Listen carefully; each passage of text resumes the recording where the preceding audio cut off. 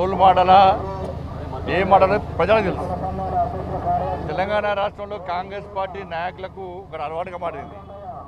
ఏది చేయకుండా అన్నీ చేసామని చెప్పుకుంటారు వాళ్ళు. 6 గ్యారెంటీల మీద ఇంతవరకు లాభం లేకుండా పోయారు వాళ్ళు. అసలు చర్చ జరుగుతుంది 6 గ్యారెంటీల మీద. ఇవాళ తెలంగాణ రాష్ట్రంలో కాంగ్రెస్ పార్టీ ప్రభుత్వం చేసిన కులగణన గురించి తెలంగాణ రాష్ట్ర ప్రజలకు తెలుసు. మేము కులగణనకు వ్యతిరేకం కాదు మేము, కానీ ముస్లింలను బీసీలో చేర్చడాన్ని పూర్తి వ్యతిరేకిస్తాం మేము. కాంగ్రెస్ పార్టీ ఏం చేసింది? 51% ఉన్నటువంటి కులగణనను బీసీలను ఏం చేసింది? వాళ్ళ తగ్గించి 42% ఇస్తామని చెప్పన్నారు. 42%లో 10% ముస్లిం తీసేస్తే 32% వస్తుంది. ఆల్రెడీ 27% ఇస్తున్నారు. అంటే కాంగ్రెస్ పార్టీ చేసింది ఎంత? బీసీలకు ఇచ్చింది ఎంత? ఇంకా 5%. 10% ముస్లిం తీసేస్తే బీసీలకు ఇచ్చింది కేవలము కాంగ్రెస్ పార్టీ 5% మాత్రమే పెంచింది. గతంలో సమగ్ర సర్వే కుటుంబ రిపోర్టు తీసుకుపోయి కేసీఆర్ సార్ ఫామ్ హౌస్లో పెట్టుకున్నాడు. కాంగ్రెస్ పార్టీ ఇళ్లలో పెట్టుకున్నారు. దానివల్ల ఏం సాధించారో ఏం లేదు. దేశంలో నరేంద్ర మోడీ గారి ప్రభుత్వం చేస్తున్న కులగణనకు, తెలంగాణ రాష్ట్ర ప్రభుత్వం చేస్తున్న కులగణనకు అంతు పొంతు లేదు. అసలు దానికి దీనికి సంబంధమే లేదు. ఏం చేస్తామో చేసి చూపడతాం మేము. ఇప్పుడే స్టార్ట్ అయింది కాబట్టి ఏ జరిగినా మేమే చేస్తామని చెప్పి టీవీలలో బ్రేకింగ్ ఇచ్చుకోవడము, ప్లాన్ ప్రకారం అందరూ స్టేట్మెంట్ ఇప్పించుకోవడం, మినిస్టర్లతో మాట్లాడియడము, ఏం చేసినా కాంగ్రెస్ పార్టీ మీద ప్రజల లోపల ఈ వ్యతిరేకత పోదు. పూర్తి వ్యతిరేకతతో ఉన్నారు. మరి దేశవ్యాప్తంగా అన్ని రాష్ట్రాలు అభివృద్ధి చెందుతున్నాయి. అన్ని రాష్ట్రాల్లో భారతీయ జనతా పార్టీకి అనుకున్న ప్రభుత్వాలు ఉన్నాయి, ఎన్డీఏకి అనుకున్న ప్రభుత్వాలు ఉన్నాయి. అక్కడ ప్రజాపాలన దూరంగా ఉన్నారు. మరి తెలంగాణ రాష్ట్రంలో కాంగ్రెస్ పార్టీ ప్రజల వ్యతిరేకత ఎందుకు వచ్చింది? మన దేశంలో అన్ని సంక్షేమ పథకాలు అమలు చేస్తున్నాం. తెలంగాణ రాష్ట్రం ఎందుకు అమలు అవుతలేవు? 6 గ్యారెంటీల గురించి మీరు ఎందుకు మాట్లాడలేకపోతున్నారు? ఏమని 6 గ్యారెంటీలు? ఎన్డీఏసీ రిపోర్ట్ వచ్చి ఇప్పుడు రాలేదంటది. వచ్చి వారం 15 రోజులే. ఏం యాక్షన్ తీసుకున్నారు? మీరు చర్యలు తీసుకున్నారు? ఏమన్నా జరిగితే మేం చేస్తామని చెప్పుకుంటారు. తెలంగాణలో దేనికి రోల్ మోడల్ అంటే అవినీతి, అక్రమాలకు, తప్పుడు మాటలకు, తప్పుడు ప్రచారాలకు, ఢిల్లీకి అప్పేయడానికి రోల్ మోడల్ తెలంగాణ రాష్ట్రం. ఇవాళ 14% కమిషన్ లేదే బిల్స్ ఇస్తలేరు. అవినీతి జరుగుతున్నది. ఇది కాంగ్రెస్ పార్టీ స్వయాన శాసనసభ్యులే బయట చెప్పుకుంటున్నారు. ఇది రోల్ మోడల్. ఇది ఇలా అవినీతిపై విచారణ జరుపుతాం, అందరినీ జైలుకి పంపుతామన్నారు. ఏమైంది? అవినీతిని మీరే ప్రోత్సహిస్తున్నారు. దీని రోల్ మోడల్. ఇది ఇచ్చిన 6 గ్యారెంటీలు అమలు చేస్తాం, 100 రోజులు అమలు చేస్తామన్నారు. ఏమైంది? ఇలా ఇది రోల్ మోడల్. ఇది కానీ కేంద్రం చెప్పి చేసిన దాన్ని మాదని చెప్పుకుంటే ప్రజలు అవుతున్నారు. ఇవాళ ప్రజలందరూ చాలా మంచి ఆలోచనతో ఆలోచిస్తున్నారు. నరేంద్ర మోడీ గారి మీద విశ్వాసం, నమ్మకం ఉంది. ఈ తెలంగాణ రాష్ట్రంలో కులగణన అనేది ఫెయిల్ అయిపోయింది.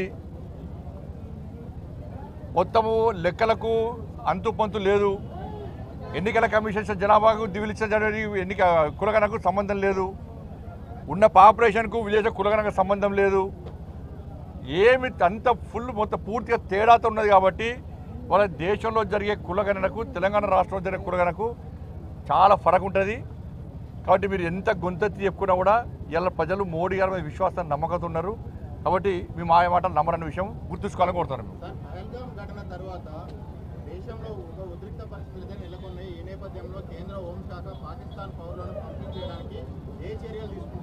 తప్పకుండా అన్ని రాష్ట్రాలకు ఆల్రెడీ కేంద్ర హోంశాఖ ఆదేశాలు ఇచ్చింది. వీసా గడువు ముగిసినటువంటి, వీసాలు లేకుండా, పాస్పోర్ట్ లేకుండా ఎవరైతే ఉన్నారో అందరినీ పంపించాల్సిన బాధ్యత ఆయా రాష్ట్ర ప్రభుత్వాల మీద ఉంటుంది. భారతీయ జనతా పార్టీ పాలిత రాష్ట్రంలో చాలా సీరియస్ నడుస్తున్నది. తెలంగాణ రాష్ట్రంలో తూతూ మంతంగా తాగుతున్నది. ఇప్పటికి చాలామంది పాస్పోర్ట్ లేకుండా, వీసాలు లేకుండా ఇక్కడ నివసిస్తున్నారు. వారు రోహింగ్యాల విషయంలో కాంగ్రెస్ పార్టీ ప్రభుత్వం తీసుకోవాలి. నేను రిక్వెస్ట్ చేసి ఒకటే రాష్ట్ర ముఖ్యమంత్రి కానీ, దయచేసి దీన్ని శాంతి భద్రత సమస్యగా చూడండి. ఇది హిందూ ముస్లిం మతం కోణంతో చూసే ప్రయత్నం చేయకండి. మీరు మతం కోణంతో చూసే ప్రయత్నం చేస్తే ఈ తెలంగాణ రాష్ట్రం అనేది టెర్రరిస్టులకు అడ్డగా మారుతుంది. దీన్ని గుర్తుంచుకోవాల్సిన అవసరం ఉంది. నిన్న చూసాను నేను, ఏది ముఖ్యమంత్రి గారి మాటలు చూసాను నిన్న, ఏది ఆపరేషన్ కగారు విషయంలో.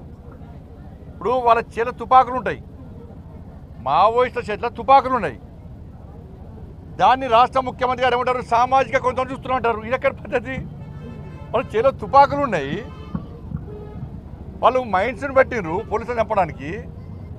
మీ కాంగ్రెస్ పార్టీ ప్రభుత్వమే మావోయిస్టులను నిషేధించింది, కాంగ్రెస్ పార్టీ ప్రభుత్వమే నిషేధించింది. మీ ప్రభుత్వం మీ పార్టీని నిషేధించినటువంటి దాన్ని మీరు పడుచుకోకుండా దాని సామాజిక కొంత చూస్తున్న రాష్ట్ర ముఖ్యమంత్రి చెప్పడము, మంత్రులు దీన్ని ఖండించడము, ఇది మంచి పద్ధతి కాదు. దమ్ముంటే ధైర్యం ఉంటే రాష్ట్ర ముఖ్యమంత్రి గారిని చలో మావోయిస్టులను నిషేధం తొలగించే దమ్ము మీకుందా? మరి ప్రజలు తిరగబడతారు ఇవాళ. కాబట్టి దాని గిరిజనుల పేరుతోని దాన్ని చూడడానికి మంచి పద్ధతి కాదు. గిరిజనులు ఎవరు పోలీసులను చంపరు, గిరిజనులు ఎవరు మైండ్స్ పెట్టి బ్లాస్టింగ్ చేయరు, గిరిజనులు ఎవరు అమాయకులను చంపరు, గిరిజనుల చేరు తుపాకులు ఉండయి. కాబట్టి అనేక మంది అమాయకులను చంపిర్రు. కూడా దాని మీద ఈ సంఘాలు ఎప్పుడు మాట్లాడాయి. ఇవాళ వచ్చి ఇలా చర్చలు జరపాలంటే తుపాకీ చేతిలో ఉన్నటువంటి వ్యక్తులతో, నిషేధింపబడిన సంస్థతో ప్రభుత్వం ఏ విధంగా చర్చలు జరపాలి దాని నుంచి చెప్పాలి.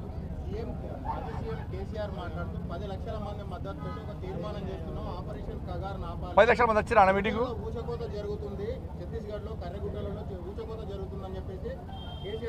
ఇక మళ్ళీ కనబడే ఇప్పుడు ఈ నాయకుడు ఒకటే నేను స్పష్టంగా చెప్తున్నాను, ఇద్దరు నాయకులకు చెప్తున్నాను, మీరు పోటీ పడి వాళ్ళకి సపోర్ట్ చేసే ప్రయత్నం చేస్తున్నారు. ఇవాళ మహాముత్తార మండల్లో ఒక ఎస్ఐని బ్లాస్టింగ్తో చంపేశారు. ఆ రోజు ఎస్ఐ భార్య సీమంతం పాపం. ఒక కానిస్టేబుల్ చంపేసారు ఆ రోజే, ఆ కానిస్టేబుల్ కొడుకు బర్త్డే. మరి ఆ రోజు ఈ కేసీఆర్ గారు వేరు, రేవంత్ రెడ్డి గారు వేరు. వాళ్ళ దూరదర్శన్ రిపోర్టరు ఆడ టెలికాస్ట్ కవరేజ్ కోసం పోతే ఆయన చంపేశారు లక్షలు. మరి ఆ రోజు కేసీఆర్ గారు ఎందుకు మాట్లాడలే, ఈ సంఘాలు ఎందుకు మాట్లాడలే, రేవంత్ రెడ్డి ఎందుకు మాట్లాడలే? అరే వరంగల్ సామా జగన్మోహన్ రెడ్డి మా కార్యకర్తను చంపేశారు, జాతీయ జెండా ఎగరేసి చంపేశారు, అప్పుడు ఎందుకు మాట్లాడలే? వీళ్ళు మధుసూదన్ గౌడ్ని చంపేశారు, అప్పుడు ఎందుకు మాట్లాడలే? రామన్న గోపన్న చంపేశారు, అప్పుడు ఎందుకు మాట్లాడలే? మీ కాంగ్రెస్ పార్టీ నాయకులను చంపేశారు చాలామంది. శ్రీపాదరావు అజాత శత్రువు శ్రీపాదరావు గారిని చంపేస్తే ఇవాళ వాళ్ళ కాంగ్రెస్ పార్టీ నాయకులను చంపేశారు. కేసీఆర్ గారు టీడీపీలో ఉన్నప్పుడు టీడీపీ నాయకులను చంపేశారు, అప్పుడు ఎందుకు మాట్లాడలే? కేసీఆర్ గారు ఎందుకు మాట్లాడలే? రేవంత్ రెడ్డి ఎందుకు మాట్లాడలే? ఇలా పోటీ పడి మాట్లాడే ప్రయత్నం చేస్తున్నారు. కేంద్ర బలగాలను మైన్స్ పెట్టి ఇదే ములుగు ఫారెస్ట్లో చంపడము వీళ్ళు సమర్థిస్తారా? ఇద్దరు నాయకులు సమర్థిస్తారా? చర్చలు జరిపే ప్రసక్తి లేదు. వాళ్ళు తుపాకీ వీడాల్సిందే, పోలీసులకు లొంగిపోవాల్సిందే, వాళ్ళ ప్రవర్తన మార్చుకోవాల్సిందే. మీరు అది నిషేధిత సంస్థ, ఆ సంస్థతో చర్చలు జరిపే సందర్భమే రాదు. ఈ సంఘాల నాయకులు కూడా వాళ్ళు చేసినటువంటి అరాచకాలకు వీళ్ళు ఇందులో ఎందుకు స్పందించాలో సమాధానం చెప్పాలి. థ్యాంక్ యూ అన్న. అదేవిధంగా ఈరోజు